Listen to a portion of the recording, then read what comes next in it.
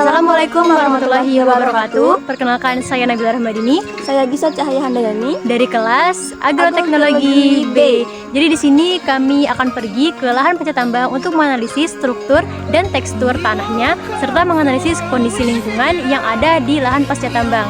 Cekidot.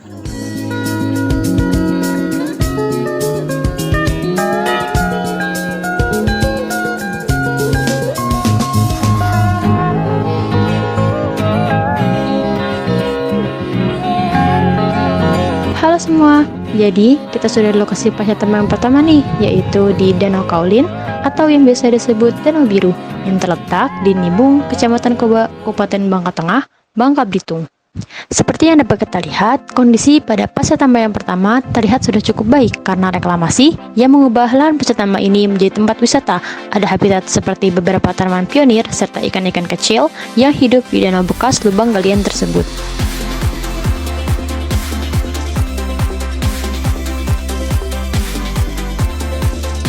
Pada jenis tanah yang pertama, yaitu masuk ke kategori tiling pasir, di mana berdasarkan segitiga tekstur tanah lebih didominasikan bagian pasir dibandingkan liat dan juga debu. Kemampuan tanah untuk memungkinkan air atau zat cair lainnya bergerak melalui pori-pori tanah.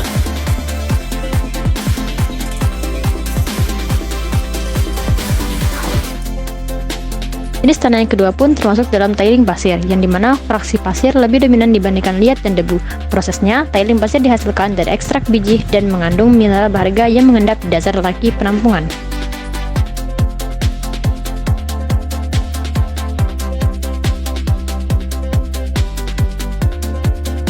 Di lokasi bekas tambang harus selalu berhati-hati, dikarenakan struktur tanah yang buruk bisa saja runtuh, tidak stabil, sehingga membahayakan kita saat lewat di atasnya. Lalu jenis tanah ini adalah jenis tanah yang berpasir yang dekat air, bertekstur berpasir, fraksinya pasir, dan memiliki permeabilitas tinggi sehingga air mudah sekali untuk masuk ke dalam pori-pori pasir ini.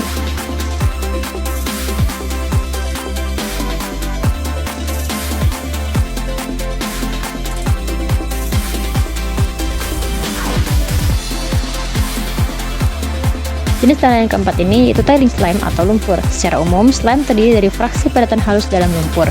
Ketika menyentuhnya, lumpur slime terasa lengket tanpa adanya butiran kasar ketika menggosok lumpur tersebut di antara jari atau tangan. Jenis bukan batu ini adalah tanah liat yang mengeras, bertekstur liat berbatu, berfraksi liat, permeabilitasnya rendah sehingga air sangat sulit untuk masuk ke dalam pori-pori.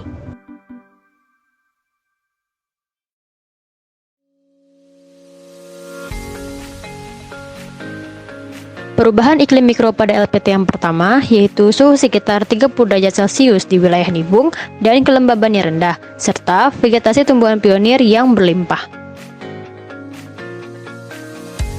Tanaman akasia memiliki nama ilmiah yaitu Acacia mongiferum yang berfungsi sebagai untuk memperbaiki struktur tanah, mencegah terjadinya longsornya tanah di sekitaran lahan tambang. Lalu selanjutnya ada Syzygium salicifolium atau sejenis jambu-jambuan yang juga dikenal sebagai Phalamansi dalam bahasa Malaya. Adalah spesies tumbuhan berbunga dari genus Syzygium dalam keluarga Myrtaceae. Syzygium salicifolium berperan sebagai pionir dalam memulai proses suksesi dan membangun kembali ekosistem yang terganggu. Lalu ada tanaman paku. Tanaman paku memiliki nama ilmiah Pteridophyta. Tanaman paku dapat hidup di lokasi yang ekstrim seperti lahan bekas tambang.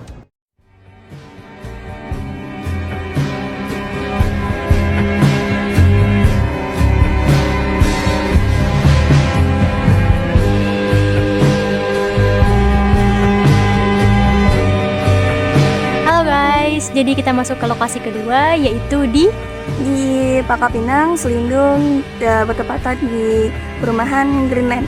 Jadi di sini kita akan masuk ke lokasi kedua untuk meneliti tekstur, struktur, dan juga pH serta intensitas cahaya yang ada di lokasi lahan pasca tambang ini. Kondisi dan habitat pada tambang kedua dapat kita lihat bahwa lokasi ini sudah ditambang kurang lebih 10 hingga 20 tahun lalu, di mana belum adanya kegiatan reklamasi dan hanya ditutup saja. Habitat yang ada seperti tumbuhan pionir, terkadang ada burung yang singgah, serta ikan kecil di dalam genangan danaunya. Lalu terdapat batu keras. Batu keras ini adalah campuran pasir dan tanah liat yang mengeras atau yang mengering. Teksturnya pasir berbatu, permeabilitasnya sangat rendah, karena air sangat sulit masuk ke dalam pori-porinya.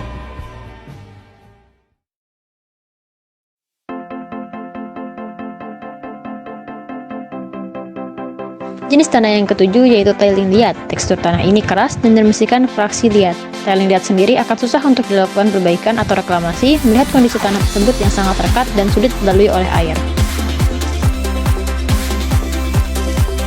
Tanah di sekitaran lubang tambang ini berbeda warna dikarenakan saat penambangan, para penambang menyimpan tanah bekas galian di sekitar lubang galian. Hal ini mengakibatkan adanya zat kimia tertentu pada tanah bekas galian yang meninggalkan bekas saat diletakkan di pinggir lubang galian. Jenis tanah yang ke-8 masuk ke dalam tiling slime atau lumpur. Muatan permukaan dan morfologi dari jenis ini yaitu fraksi partikel yang kecil, menciptakan lumpur yang sulit untuk dikonsolidasi dan sulit difilter. Lalu ada jenis tanah liat, memiliki tekstur liat, fraksi liat, dan memiliki permeabilitas rendah. Hal ini menyebabkan sulitnya air masuk ke dalam pori-pori tanah.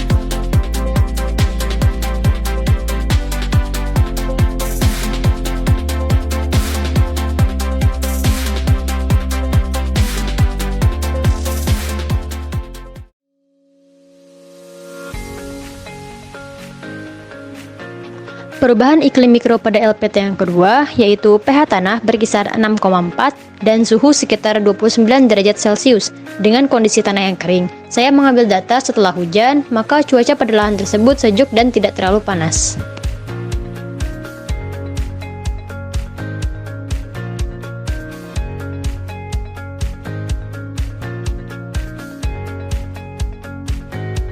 Sekarang kita akan menjelaskan beberapa tanaman pionir yang hidup di lahan tambang yang kedua ini. Tanaman karamunting dengan nama ilmiah Rhodomyricus tomeratosa.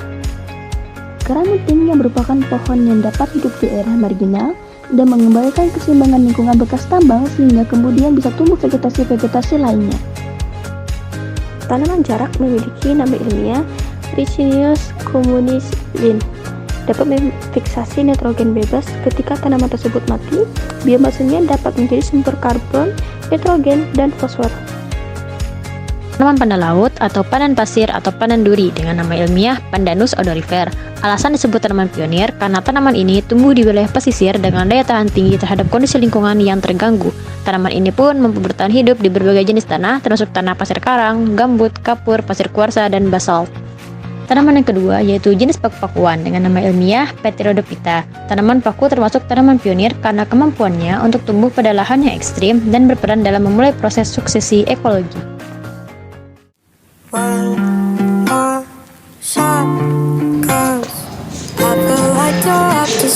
Nah, begitulah kira-kira teman-teman video yang telah kami lakukan di lahan pasca tambang. Walaupun lahan pasca tambang ini memiliki ekosistem yang berbeda dari ekosistem pada umumnya, namun lahan pasca tambang dapat diolah kembali. Dapat diolah seperti apa? Dapat diolah dengan cara revegetasi, yaitu dengan menanam tanaman pionir di sekitar lahan bekas tambang untuk memperbaiki struktur dan tekstur tanah. Nah, selain itu, lahan pasca tambang juga dapat diolah menjadi tempat wisata. Begitulah kira-kira teman-teman apa yang sudah kami lakukan. Maaf apabila ada salah dan kata dan misinformasi. Terima kasih atas perhatiannya. Kami akhiri. Wassalamualaikum warahmatullahi wabarakatuh.